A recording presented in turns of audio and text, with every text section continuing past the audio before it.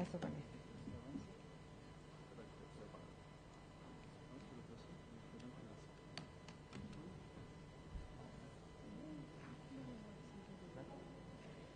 Bueno, buenas tardes. Yo pertenezco al equipo de Analía, trabajamos juntas, con lo cual lo que voy a hacer es una continuación de lo que Analía presentó. En realidad lo que voy a hacer es profundizar algunas cosas que ella dijo. En particular, vamos a analizar y profundizar el análisis de la evolución de la temperatura. Sí, me voy a concentrar justamente para ver cuáles son las limitaciones del uso de la temperatura como variable para monitorear las condiciones en el almacenamiento de silobolsa.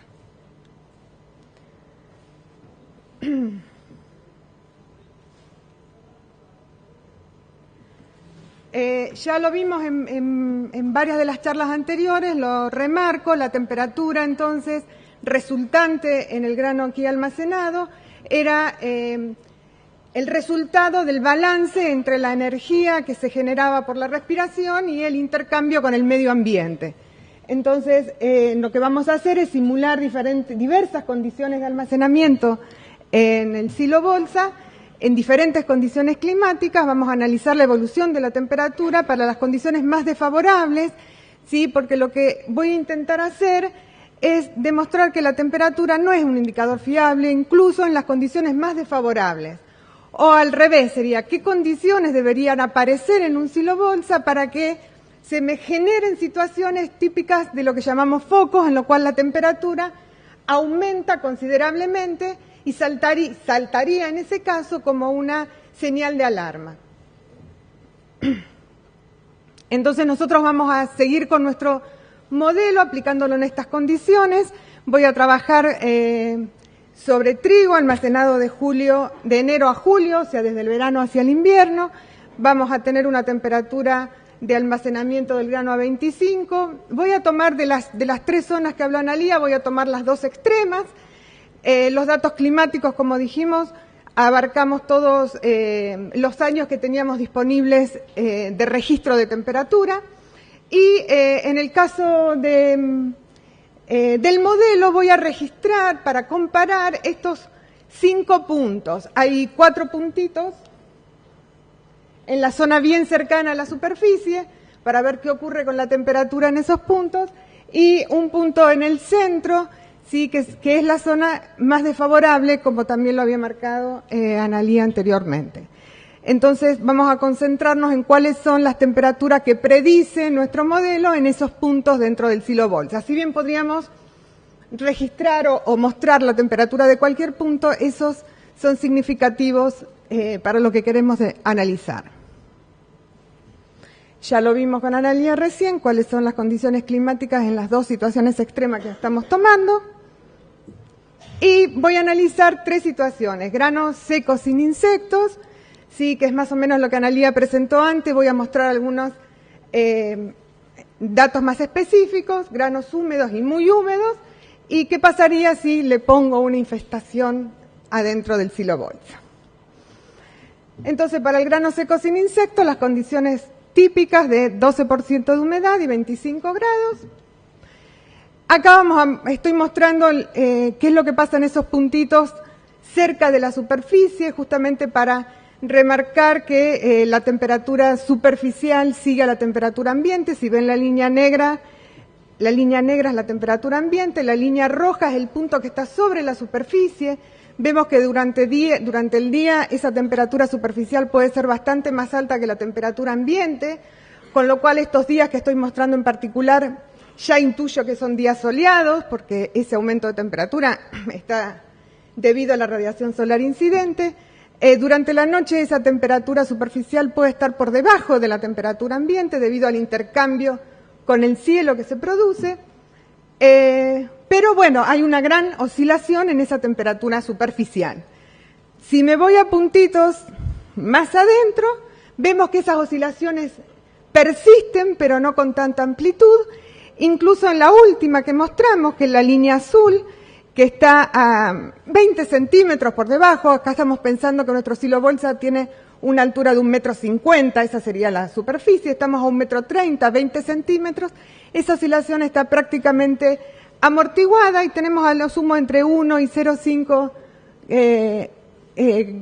amplitud entre el verano y el invierno en esa oscilación. Entonces, nuestra primera conclusión en este sentido sería mostrar efectivamente cómo se está amortiguando las oscilaciones de la temperatura a medida que vamos hacia adentro.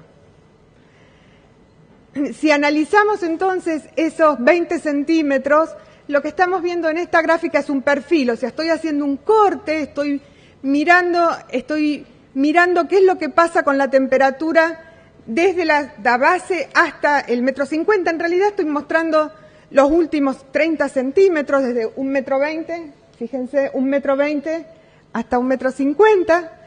Y cada una de estas líneas, un perfil de temperatura, la temperatura que tendrían todos esos puntos en diferentes instantes durante un día. Este sería un día típico, ¿sí? Y la línea negra que vemos en el medio sería el promedio diario, y cada uno de estos colores está mostrando una distribución de temperatura en cada uno de estos horarios.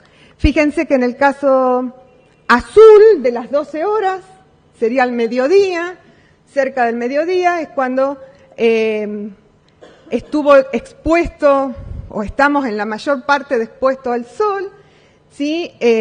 La capa de 10-15 centímetros, entre 1,30 es la zona que más variación de temperatura está mostrando, ¿sí? Sobre el mediodía, incluso si hiciéramos unos gráficos más a la tarde, veríamos que la temperatura es bastante alta sobre la superficie.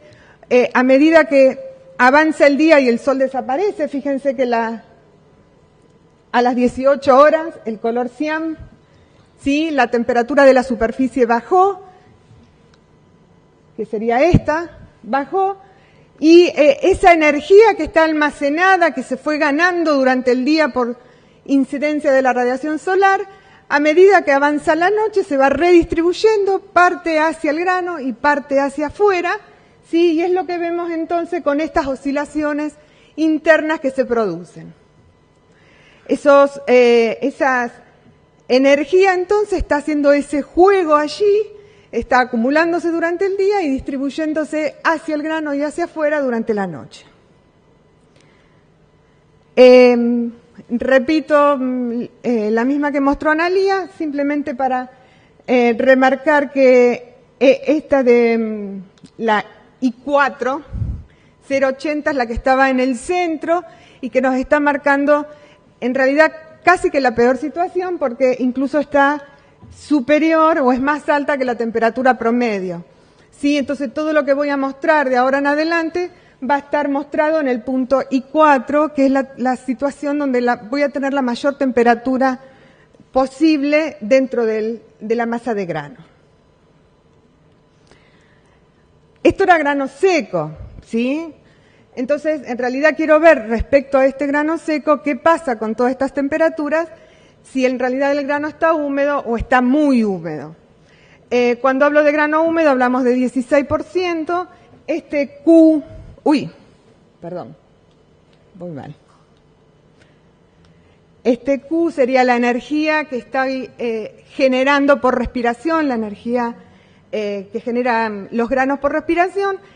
Para simular granos muy húmedos estamos multiplicando esa energía por 2 o por 4, sería más o menos como simular grano a 18% o a 20% de humedad.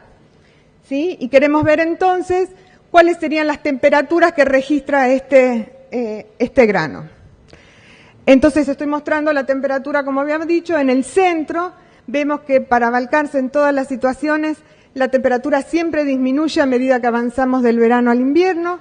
Sí, está el gráfico en el tiempo en días, cada 30 para tener más o menos la cantidad de meses, siempre disminuye. En el peor de los casos tenemos una temperatura más o menos 2 grados por encima de lo que sería el grano seco, y en el caso de Sáenz Peña un poco más es la diferencia, incluso podemos tener un poco de aumento de temperatura al principio debido a que la temperatura ambiente era más alta, pero de todas formas esto no representa una situación típica de lo que llamábamos foco, porque de todas formas la temperatura siempre disminuye durante el invierno. No graficamos la temperatura superficial, lo podríamos haber hecho, pero no hay prácticamente diferencia en la temperatura sobre la superficie. A lo sumo una diferencia de 0,5 grados, con lo cual, por más que tengo una temperatura más alta adentro, ¿sí?, la temperatura superficial no lo detecta por el intercambio que hablábamos con el medio ambiente. Ahora volvemos al grano seco, pero bueno, vamos a hacer lío, vamos a ponerles insectos, vamos a infestar el grano con insectos, vamos a considerar que está a 2 y 25% y vamos a ver qué es lo que ocurre si colocamos 1, 2, 5 o 10 insectos cada 10 kilos, ¿sí? Y qué es lo que pasa entonces si logramos generar un foco de calor, un foco en este silo. Entonces incorporamos en nuestro modelo una población de insectos que va a ir creciendo, va evolucionando, usamos las expresiones dadas por Driscoll para ver cómo aumenta esa población de insectos. Estamos tomando la situación más simple, solo insectos adultos, ¿sí? Esto podría complicarse bastante viendo la movilidad, viendo todas las etapas de crecimiento. Estamos en la situación de insectos adultos que crecen según esta expresión y en realidad esta expresión no incluye la dependencia de la reproducción de los insectos con respecto a la concentración de oxígeno y de CO2. Entonces, el único control de la población de insectos sería la temperatura y la humedad relativa intergranaria. Esto sería equivalente a pensar que el grano acá, respecto de los insectos, se comporta como si fuera un silo convencional, ¿sí? Ha perdido totalmente la hermeticidad, o sea, tiene disponibilidad de oxígeno permanente, con lo cual me estoy poniendo en la peor situación posible, ¿sí?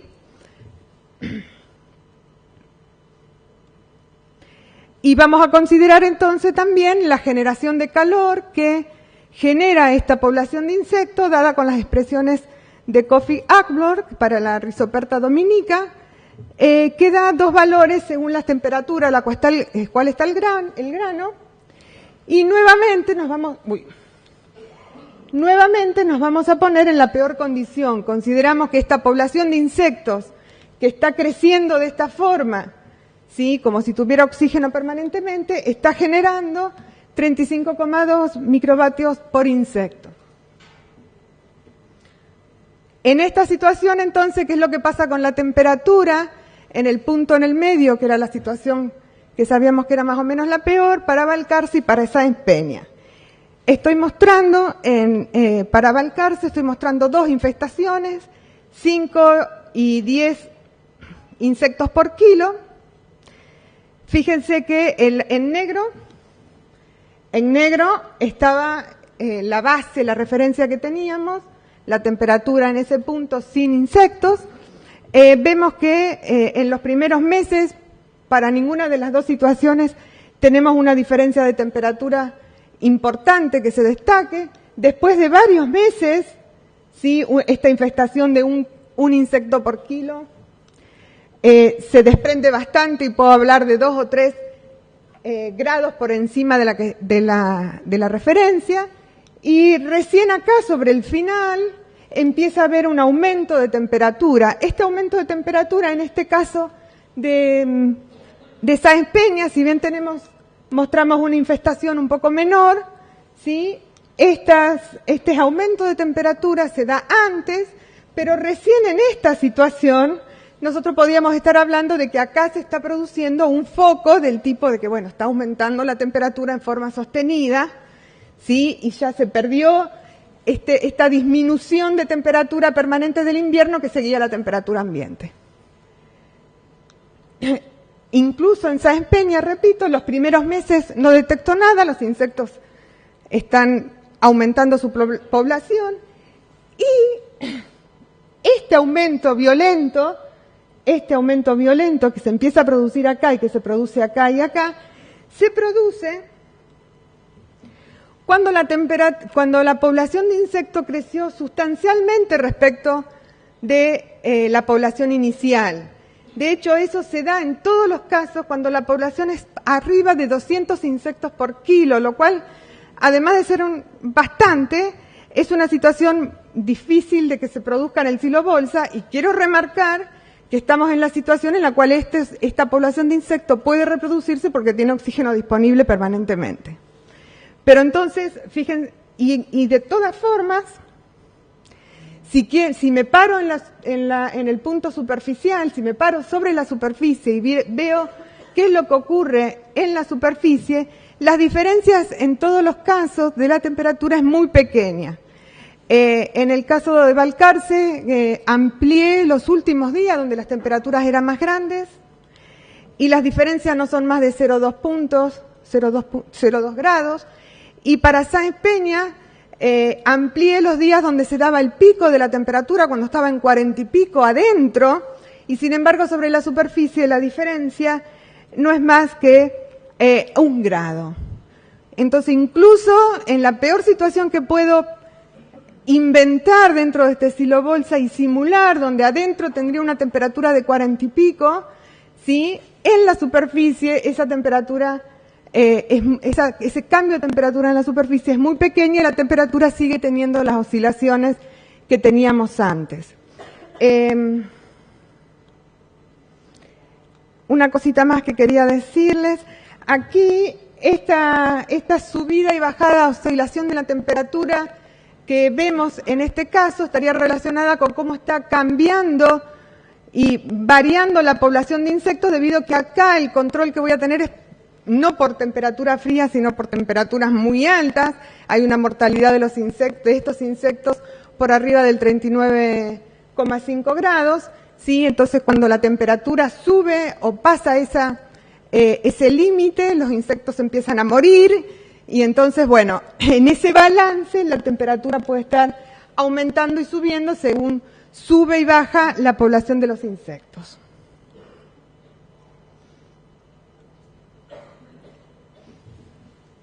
Rápido.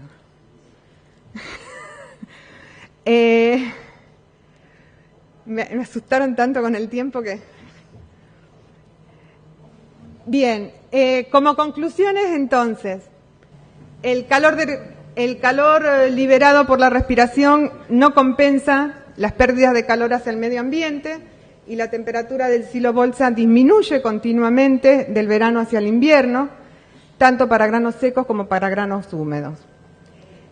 La temperatura naturalmente aumentará al comienzo de la primavera, septiembre hacia noviembre, y este aumento no es indicador de la actividad biológica, sino que va a ser un resultado de la influencia con las condiciones climáticas. Nosotros esto lo mostramos en un trabajo previo, porque si bien estoy mostrando que pasa del verano hacia el invierno, si del invierno volvemos al verano y la temperatura ambiente empieza a subir, la temperatura del grano subirá y no será un indicio de mayor o menor actividad biológica en el silo bolsa, sino simplemente de ese balance de energía con las condiciones ambientales. Para granos almacenados con insectos, Rhizoperta dominica en este caso, durante los primeros meses no se observa aumento de temperatura local en el centro de la bolsa. Solo cuando se alcanza un alto grado de infestación, 200 insectos por kilo, la temperatura muestra un aumento significativo. Sin embargo, esta situación tan desfavorable corresponde a una bolsa que ha perdido su hermeticidad, por lo cual no hay efecto de la concentración de oxígeno en el control de la población de insectos. Estos números han sido encontrados por otros autores analizando las infestaciones en silos convencionales y colocando insectos y midiendo cómo se evolucionan las poblaciones. También llegaron a la conclusión de que alrededor de 150 o 200 insectos por kilo, recién allí empieza a detectarse un foco de calor. Entonces, en todos estos casos, excepto esta situación, en todos estos casos, la temperatura superficial del silo bolsa, en ninguno de estos casos, perdón, la temperatura superficial del silo bolsa muestra evolución significativa que marque algún tipo de alerta respecto de lo que está ocurriendo adentro. Nuestra conclusión general, entonces, es intentar mostrar una vez más a través de la simulación que el registro de la evolución de la temperatura local, si yo pongo que se puede hacer sensores dentro, registrar la distribución, la evolución de la temperatura sobre la superficie de la bolsa, ese registro no sería útil, ya que la temperatura no es una variable confiable para monitorear las condiciones de almacenamiento en silos bolsa.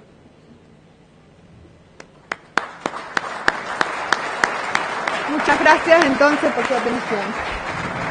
Bueno, muchas gracias Rita. Rita y Analía han demostrado que son un buen equipo que se complementa bien. Una se pasó un poquito en el tiempo y otra nos regaló unos minutos. Entonces, lo que podemos hacer es abrir unos minutos de preguntas para las dos presentaciones, si las hubiera.